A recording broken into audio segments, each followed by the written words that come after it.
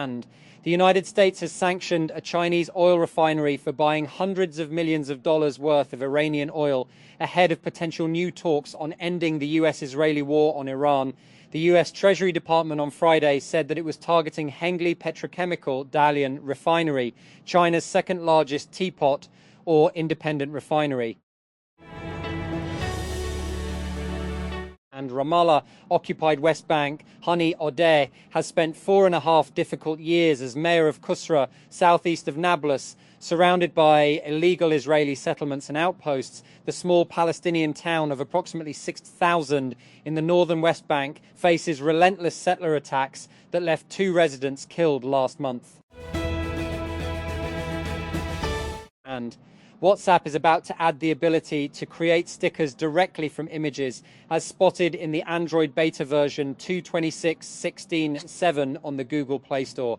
This should allow for much faster sticker making. Previously, users could create stickers by opening an image and selecting the Create Sticker option from the overflow menu. Pakistan has agreed with the International Monetary Fund, IMF, to close 70 bank accounts of government departments and transfer around $300 billion into the national treasury as part of efforts to consolidate public funds and reduce borrowing costs. The move is part of commitments made under the IMF program, where Pakistan has also agreed to strengthen debt management by extending the maturity period of domestic debt to 4 years and 2 months by June 2027. And Honda CEO Toshihiro Mibe has admitted the Japanese automaker is struggling to keep up with Chinese electric vehicle manufacturers after visiting a highly automated EV plant in China earlier this year. According to a report, Mibe came away deeply concerned by the speed and efficiency of Chinese production lines, saying Honda had little chance of matching that level of execution. And the Pakistan Telecommunication Authority, PTA, has issued a public warning of a sharp rise in phishing scams targeting personal and financial data across the country. According to the advisory, fraudsters are using fake emails, text messages, and websites to trick people into sharing sensitive information such as passwords, one-time passwords, and banking details. Peshawar, 5 policemen were among 8 people injured after unidentified assailants attacked a police vehicle and a Rescue 1122 ambulance in 2 separate areas of Kar Tehsil in Khyber Pakhtunkhwa's Bajar district on Friday night. Police and Rescue 1122 officials said on Saturday that the first incident occurred in the Lowi Sam area when assailants opened fire on a police mobile carrying policemen to the nearby Miagano. And Washington.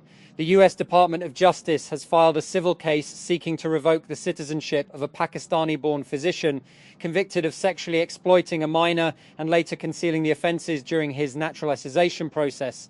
The doctor allegedly began contacting an 11-year-old girl online in 2007 or 2008 and continued communicating with her for several years, according to a statement issued by the department.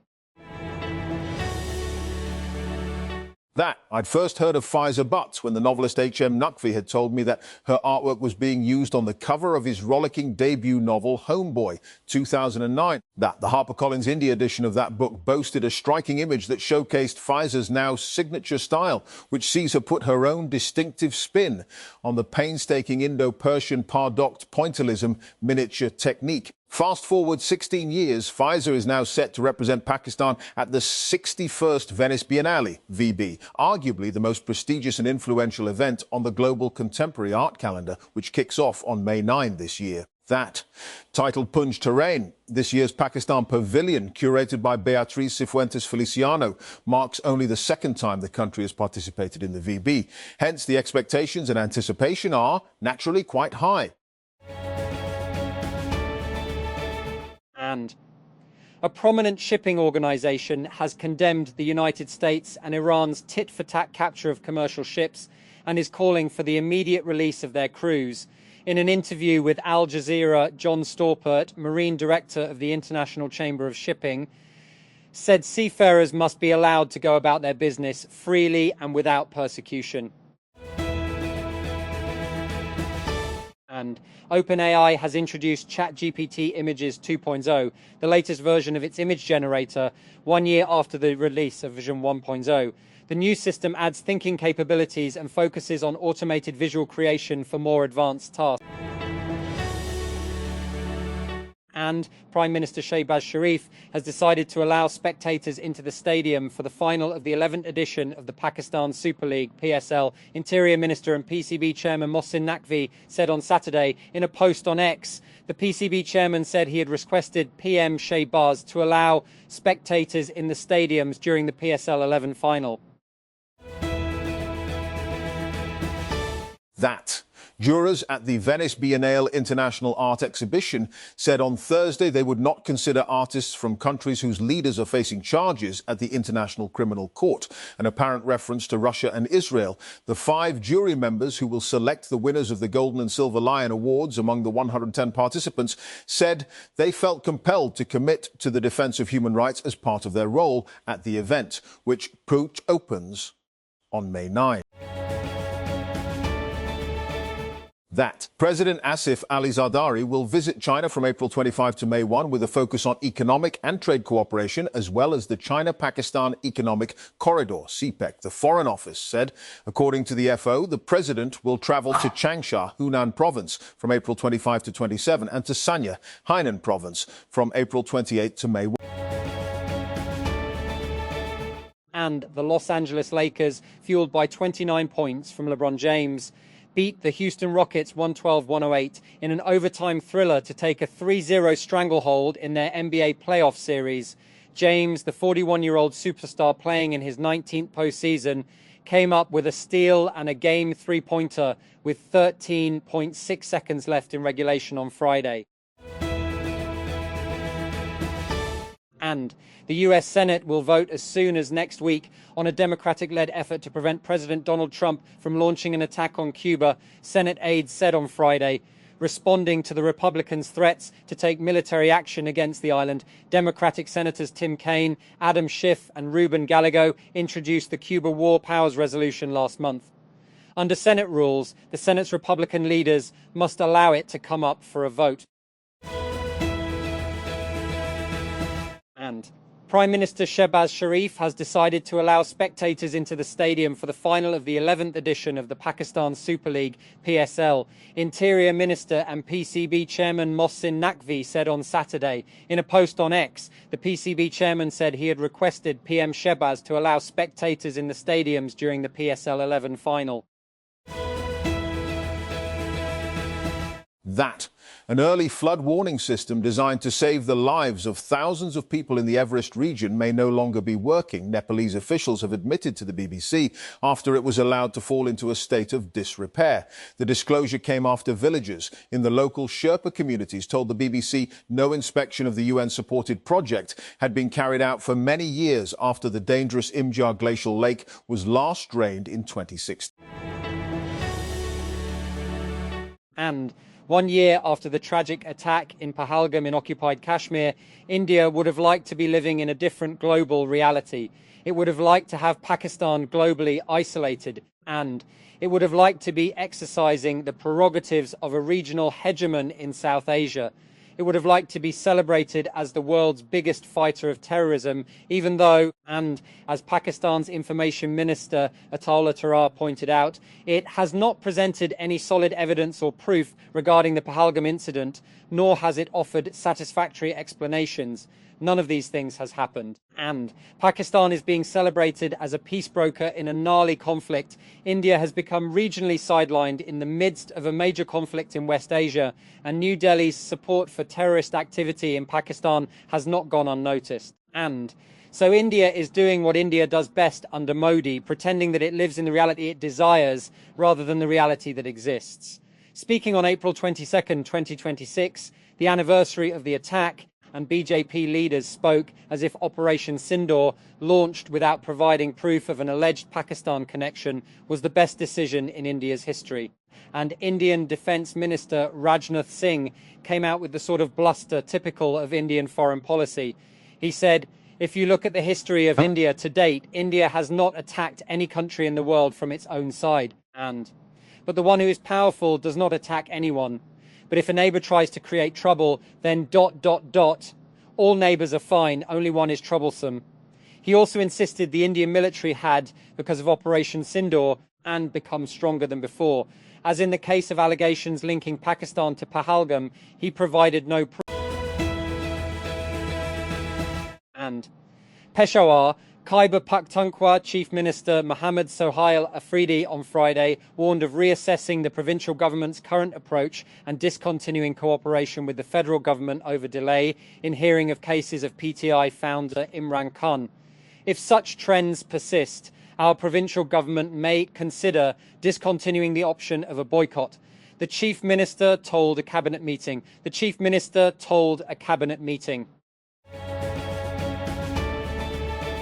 And leí este artículo en español. With just under 2 months to go before the 2026 World Cup, one of the tournament's host cities in Mexico is experiencing a worrying trend. And it is common knowledge among Ukrainian soldiers that anyone joining the military will, sooner or later, become a cat person.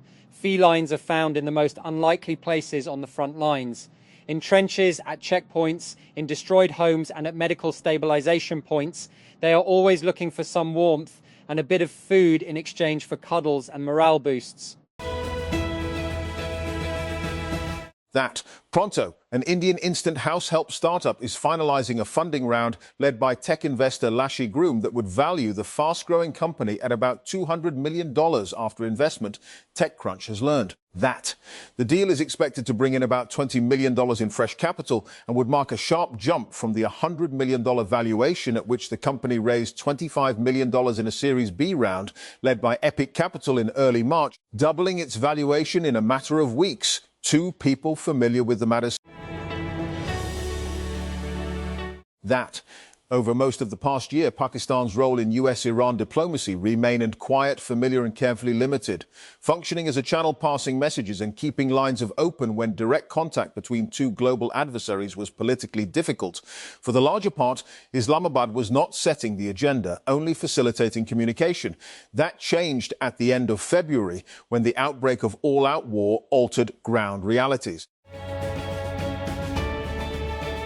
And there are roads that are inconvenient, and then there is University Road, a legendary stretch of mostly dirt, rocks and some tarmac that seems determined to test not just one's patience, but endurance, judgment and at times even sanity. A recent journey along this arterial route left me with the unmistakable impression of having entered a war-ravaged landscape where the casualties are not counted in numbers but in hours lost, nerves frayed and routines disrupted. And the United States is discussing currency swap lines with other countries, including Gulf and Asian partners, Treasury Secretary Scott Bessent said on Friday, after a number of allies sought help in dealing with fallout from the Iran war. Bessent has not identified the countries making such requests, but he said the swap lines would be helpful to both the US and other nations. And OpenAI CEO Sam Altman has apologized over his company's failure to warn authorities about the concerning online activities of a teen who went on to commit one of Canada's worst mass shooting. Jess Van Rootselaar, 18, went on a shooting spree in Tumbler Ridge, British Columbia on February 10, killing 8 people. And United States envoys Steve Witkoff and Jared Kushner will travel to Pakistan on Saturday for talks with Iran. The White House has said while Iranian Foreign Minister Abbas Araghchi has arrived in Islamabad, the visit comes amid deadlocked negotiations between the US and Iran, with uncertainty lingering for days over whether Tehran will return to the table. And US Jen Kane claims 34 ships turned around, but Hapag-Lloyd says one ship made it through Strait. EU leaders meet in Cyprus to find swift resolution to shipping crisis.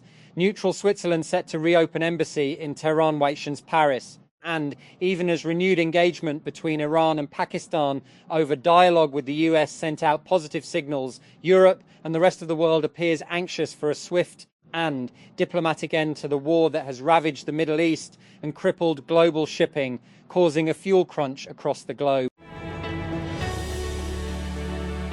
that Islamabad. In a surprise move, the Shehbaz Sharif government on Friday increased the prices of both petrol and diesel by 26.77 cents per litre, with immediate effect for the week ending May 1. That passing on the impact of global prices during the last fortnight, while also seeking to raise revenues in the final months of the fiscal year under commitments with the International Monetary Fund, IMF. That the IMF's executive board is expected to approve in the first half of May the disbursement of more than $1.2 billion under two ongoing programs.